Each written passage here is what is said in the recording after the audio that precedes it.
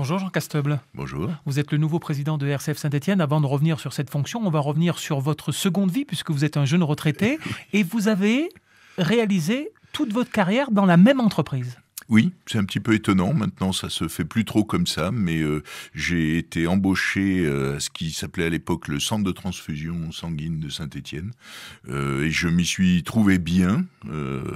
J'ai trouvé que la finalité de l'entreprise, c'est-à-dire être au milieu des donneurs de sang et des malades et assurer un certain service, chacun dans sa compétence, moi plus le côté technique, bâtiment, informatique, voilà, m'a fait que, et puis il y a une super équipe, comme à RCF, donc voilà, on s'entendait très bien. Et formation stéphanoise à Lénise. Alors voilà, à Lénise, et puis j'ai fait une année aussi à Marseille, mais voilà, donc j'aimais bien la mécanique et j'ai été un peu frustré de plus faire de mécanique, mais j'ai fait plein d'autres belles choses et dans une ambiance alors chargée, hein, on bossait comme des fous, même matin, midi, soir, dimanche et fête, mais bon, mais je regrette pas, c'était vraiment chouette. Vous êtes fier de votre épouse et de vos 5 filles?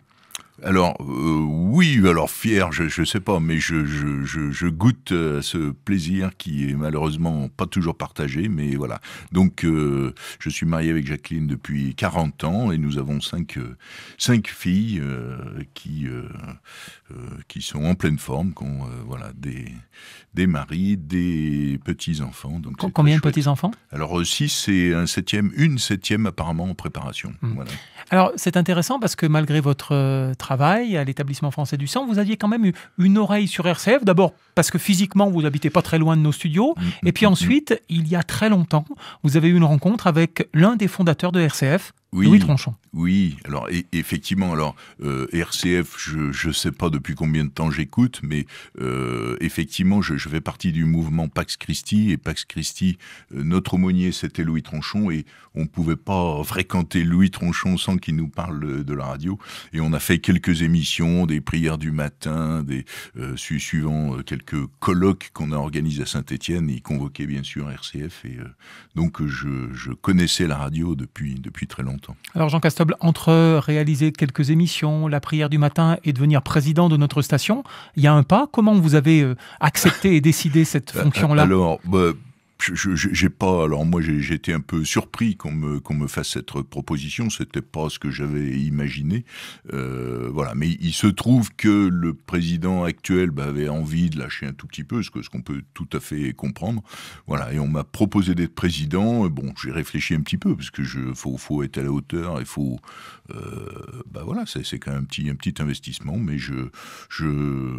je vais essayer de faire de mon mieux, comme on dit chez les scouts, que j'ai été quand j'étais jeune. Voilà. Donc les premiers mois, ça va être à l'écoute, justement, voilà, de ce qui se vit? S'imprégner un peu de l'intérieur, parce que moi je connais l'extérieur, donc s'imprégner de tout les gens qui gravitent autour, de toutes les émissions, de la façon dont les choses sont organisées, et puis voilà, et puis on a, si j'ai bien compris, là, un challenge, puisqu'il y a la radio qui se regroupe avec d'autres sur la périphérie dans notre région, et puis avec Radio Notre-Dame, donc il va falloir qu'on soit un peu attentif à tout ça et qu'on garde notre esprit, voilà, et qu'on continue de partager la joie.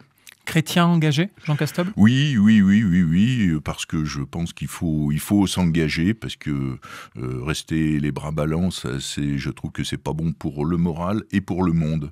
Donc il faut s'engager, et il me semble qu'un chrétien est appelé à partager son espérance. Voilà. Et vous me disiez, plutôt que de se lamenter, il faut agir. Ah bah oui. Mais moi, pour moi, c'est un moteur, et effectivement, c'est ce qui permet de tenir le coup, de se sentir un petit peu actif et modestement de changer le monde, chacun dans la petite parcelle qui peut faire. Voilà. Dites donc, notre slogan match complètement avec vous. La joie se partage, alors. Eh ben oui. J'apprécie particulièrement, et effectivement, je trouve que quand on entend la radio, on voit cette joie, même si on n'a pas toujours les images, je sais pas, il y a quelque chose qui passe, et je pense que l'évangile, voilà, le message chrétien est vraiment là-dedans, donc je me sens, je veux pas dire comme un poisson dans l'eau, mais je sais pas, ça me fait plaisir de faire partie de cette équipe. Et vous, la radio, vous l'écoutez plutôt le matin? Oui, plutôt le matin, parce que jusque-là, j'étais au boulot, quoi, donc j'avais pas trop le loisir, mais le matin, voilà, entre les émissions du matin, les informations locales, je trouve que ça, c'est vraiment très intéressant. Voilà, des réflexions un peu nationales, et puis Radio Vatican. Je trouve que c'est une façon de se décentrer, de sortir de son petit nombril de français avec ses petits problèmes. Alors, il y a des problèmes, hein, faut pas les nier, mais voilà, ça permet de voir qu'il y a d'autres belles choses qui se font ailleurs, et aussi des soucis voilà, qui nous sortent de notre quotidien. Pour terminer, Jean Castoble, avec la voix que vous avez, vous allez faire des émissions ? Alors, je sais pas, on verra. Mais bon, c'est ouvert. Je sais pas. Moi, j'avais pas prévu d'être président. J'avais plutôt prévu de faire des émissions. Là, on va voir comment on s'organise. Mais pourquoi pas. Je crois que Charles Travaglini, qui est encore notre ancien président, qui est évidemment dans le bureau, dans bien nos sûr. murs, a pris le virus des émissions. Pourquoi pas. Mais bon, voilà, où je pourrais rendre service, je rendrai service avec grand plaisir pour partager la joie. RCF, la joie se partage.